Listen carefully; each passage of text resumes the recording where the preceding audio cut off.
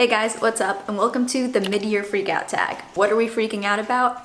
Not really sure on that one, but I kind of think of this tag as like the mid-year book superlative tag, where we answer a set of questions and talk about books that have stood out to us so far this year. Before we hop right into the questions, I want to first go over some stats because I think it's kind of interesting. What I did is I imported my Goodreads into Storygraph, which is another book tracking app, and Storygraph actually shows you like statistics based on the books you've read. I'll link my Goodreads down in the description, so if you want to friend me on there, do so. We can be friends. Okay, great. But I don't really use Storygraph. I'm just using it for the statistics today. Let's go over this chart first. As you can see, I have read 40 books so far this year and about 15,000 pages. I wouldn't really trust the page number though, because I don't think I really have all of the settings right on the books I've read, and pages differ depending on if the book you read was a paperback or a hardcover. I'd rather they show the word count, but it's not my app. So as you can see, I have read mostly mysterious and dark books. Yeah, that's me. Mysterious and dark. So we have 17 mysterious, 17 dark. Following that, we have 16 emotional, 15 tense books, 10 funny. Whatever I read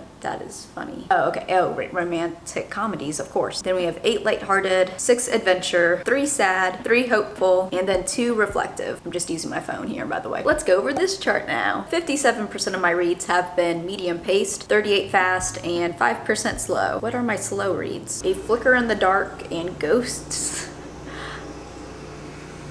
Excuse me, Lawnmower. I wouldn't really consider those as slow-paced reads. A Flicker in the Dark is a thriller, and Ghosts, I would say, is more medium-paced. Yeah, I'm not really sure I trust Storygraph that much. Next chart. 93% of my books have been between 300 and 500 pages, and then 8% of my books have been under 300 pages. Bam. 98% of my reads have been fiction, and 3% have been nonfiction. That was Crying in H Mart. Was that my first book of this year?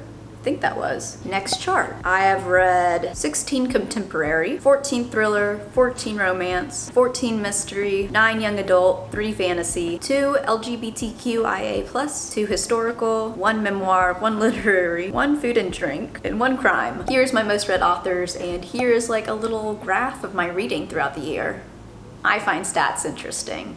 Maybe you don't. Okay, let's hop right into the set of questions now. I'll also leave these down in the description if you want to answer along with me in the comments. First question. What is the best book you've read so far this year? Easiest question by far. That would have to be Finley Donovan is Killing It by Elle Cosimano. I can't sing this book enough praises. This is technically a cozy mystery, but it has the perfect mix of suspense, comedy, friendship, family, and romance. This is one of those books that you do not want to put down. You just want to keep reading it and reading it because you love the characters and you love the storyline and you just want to figure out how everything is going to play out. If you don't already know what this book is about, we basically follow Finley, who is this down on her luck mom, and one morning while discussing her latest novel at Panera Bread with her agent, another woman overhears Finley and mistakes her for a hit woman. So the other woman tries to employ Finley to get rid of her husband for her, and then the story unfolds from there. Does Finley accept this job offer? If so, how is a normal mom going to deal with the messy aftermath of killing someone? You'll have to read this book to find out. This was everything I could have wanted and more. I will read anything else Elle Cosimano decides to publish. Loved this. Next question. Best sequel you've read so far this year? This isn't gonna be surprising.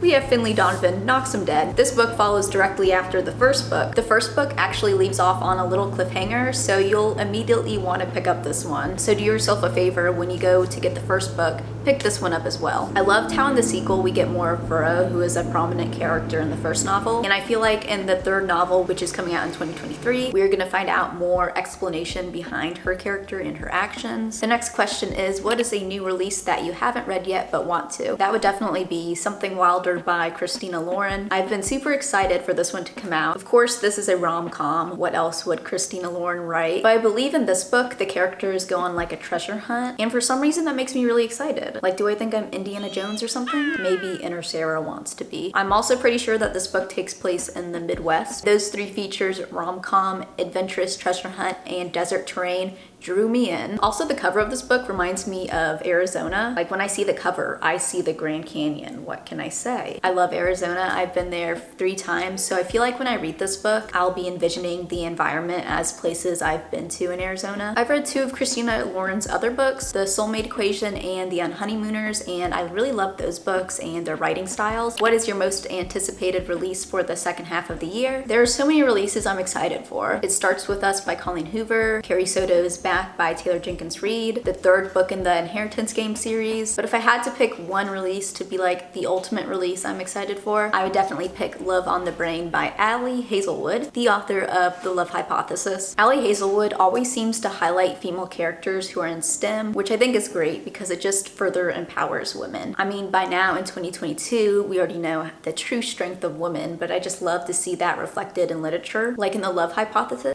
I can't say that word. Like in The Love Hypothesis, Olive was this quirky, lovable character, but she was also really smart and strong. She was literally in a graduate program doing cancer research or something like that. I know Ali Hazelwood has written / is writing 3 other STEM novellas, which I haven't read yet because they are only electronically available. But please, Ali, get those books in paperback form. I am begging you, I will buy all 3 of them at once. When is Love on the Brain releasing? August 23rd. So we have like 2 more months. That's not that bad. Okay, what was the biggest surprise of this year so far? There are different ways you can interpret this question, such as choosing a book that you thought you wouldn't really like, so you were surprised when you ended up loving it. But I decided to take a more negative route and choose a book that I thought I would love, but ended up disappointed that I didn't really like it too much. I was really surprised because up until that point, I've loved all of the other books I've read by this author, and I also heard really great reviews about this book, and a lot of people have said that it's one of the author's most underrated books, but sadly I did not feel that way. Okay, the suspense is probably killing you by now, but I am talking about Hopeless by Colleen Hoover. I will say that the overall story was definitely interesting, and I kept reading so I could find out the characters' secrets and how that was going to affect their lives and their relationships. But to be frank, I just found this book boring, and it just seemed like it was never going to end. And I didn't really like one of the scenes that was in the second half of this book. The whole situation just rubbed me the wrong way, and it's like I understand why the main character wanted that, but I just felt bad for the other character because it really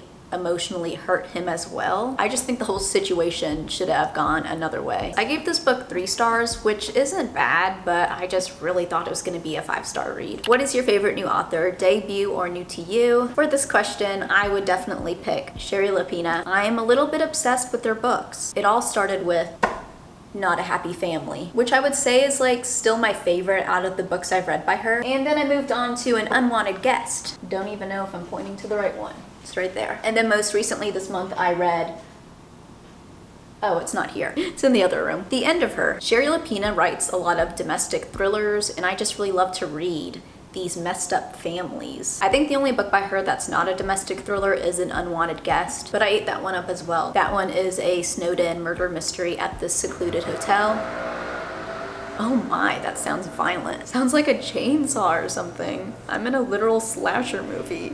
All right, the next question is, what is your newest fictional crush? This one was another easy one to answer because the entire time I was reading this book, I was thinking that Daniel was the perfect man. This is Part of Your World by Abby Jimenez. You guys will have to wait for my June wrap up to see my complete thoughts about this book, but I just want to say real quick that if you have not read this yet, run to your Barnes & Noble and pick it up. Pause this video, I won't be mad, and go snatch this book. It's safe to say that I love this book and the characters and the story. I can't stop obsessing over it. But let's talk about Daniel some more. On the outside, he looks like a badass with his tattoos and his relaxed style, but his heart is that of a literal fluffy little bunny rabbit. Daniel's the sweetest guy character I've ever read. You can really tell how much he cares for not only Alexis, the girl main character, but also the people in the town he lives in. There were so many reasons why the couple thought that they shouldn't be together, but his attitude towards those barriers was like, fuck that. You're my ultimatum. Daniel was the opposite of the kind of standoffish, controlling male characters that you see sometimes in romances. What book made you cry? So I'm not really someone that cries from reading a sad book or watching a sad movie, so no book really has made me cry per se. Does that make me a bit of a psychopath?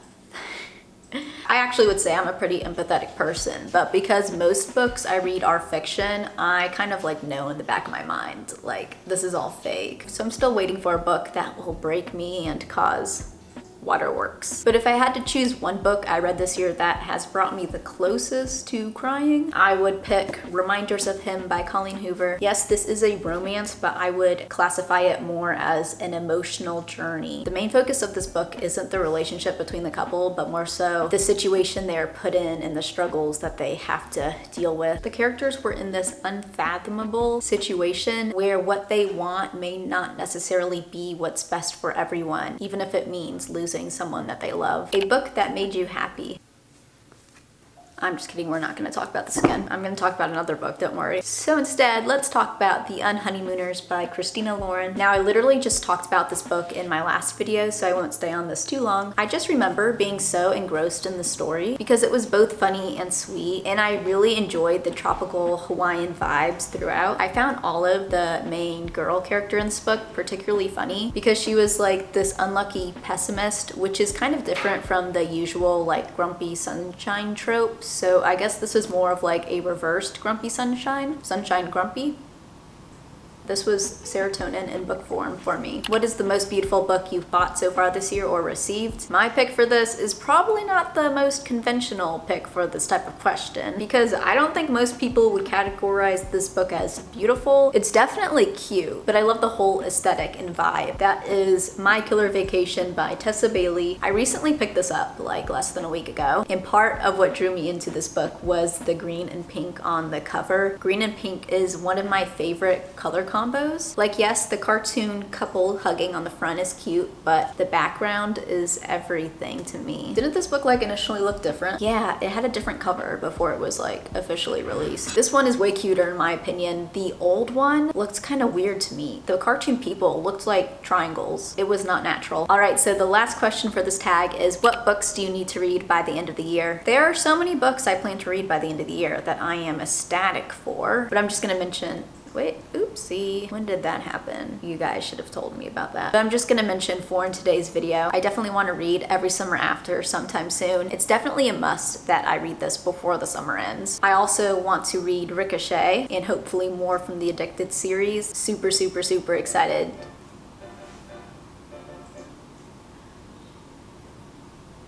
Really excited to get into that one. I swear if I physically had this whole series, I would read all of the books back to back. Can you just imagine my wrap-up video for that month? Hey guys, today I'm gonna show you all the books I read this month. I read the whole Addicted series. Now I can't really get into these books that much because I don't want to spoil it all. So I hope you guys enjoyed this video. Make sure to comment, rate, subscribe, and I'll see you in my next video. Bye. I also want to read Twisted Hate, which is the 3rd book in the Twisted series. I've been looking for it at Barnes & Noble, but whenever I go, they never have it. Like, I see the first 2 books at Barnes & Noble. Read those already. I don't need those. I need the 3rd book. And I know that the 4th book is coming out sometime soon. I'm not exactly sure when. I feel like I'm most excited for the 4th book, actually, because the main girl character in the 4th novel, I believe, is like a social media influencer. So clearly, that would appeal to me. Not that I'm an influencer or anything. And then also, I definitely want to read soon No Exit by Taylor Adams. I've heard so many great things about this thriller. I think I just keep putting it off because I don't want it to disappoint me, even though I feel like it's not going to disappoint me. But still, I might save it for the winter time because in the book, they literally get stuck in a snowstorm. I do have a lot of thrillers on my physical TBR, so I definitely do have some to keep me busy until then if I choose to do that. All right, that is it for the mid-year freakout tag. That was freaky. Actually, my goal for this year was to read 40 books, and I literally just the other day completed that. I clearly underestimated the amount I would read this year. I want to increase it to 100 books, but I don't know. That might be a bit much though. I hope you guys enjoyed this video. I'd love to hear your answers to these questions down in the comments below, because then we all can get some more book recs. You can never have too many book recommendations. If you did enjoy this video, make sure to give me a thumbs up. It really does help me and my channel out a lot. I hope you all are having a fantastic day. Make sure to comment, rate, and subscribe, and I'll see you in the next video. Bye.